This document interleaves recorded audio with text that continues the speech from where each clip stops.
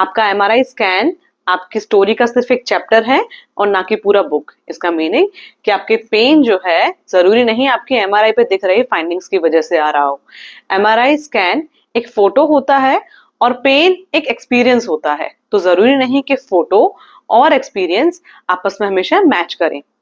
In fact अगर आप research को स्टडी करें तो आप पाएंगे कि 40 to 60% एमआरआई स्कैन पे जो भी चेंजेस दिखते हैं, जैसे कि disc bulge, degenerative changes, arthritic changes, joint space कम होना, ये एसिम्प्टोमेटिक होते हैं। ऐसे पेशेंट्स को कोई पेन है ही नहीं, इसीलिए हम एमआरआई को पेन का एब्सोल्यूट सोर्स नहीं क्लेम कर सकते। शायद यही वो रीजन है कि अगर आप अपने एमआरआई रिपोर्ट निकाल के देखेंगे तो आपको नीचे एक लाइन दिखाई देगा, प्लीज क्लिनिकली कोरिलेट। इसी वजह से लिखा जाता है। तो पेन बेसिकली आता कहां से है? अब पेन बेसिकली दो टाइप का होता है। पेन या तो स्ट्रक्चरल होगा या फंक्शनल होगा।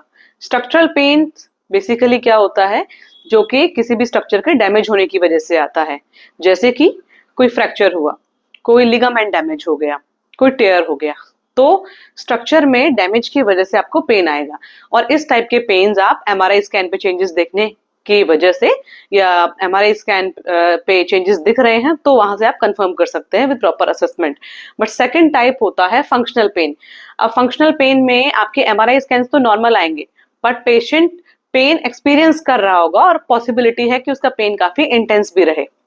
इसीलिए सही डायग्नोसिस को आप करने के लिए सिर्फ आप एमआरआई पे नहीं डिपेंड कर सकते। You will have to go through proper clinical assessment, और उस क्लिनिकल असेसमेंट के बाद ही आप एक प्रॉपर डायग्नोसिस पे अराइव करेंगे, and then only you will be able to effectively treat the root cause of the pain. That is why आपको एमआरआई को वेटेज देना है definitely, but MRI is not always the absolute source of pain. Keep that in mind.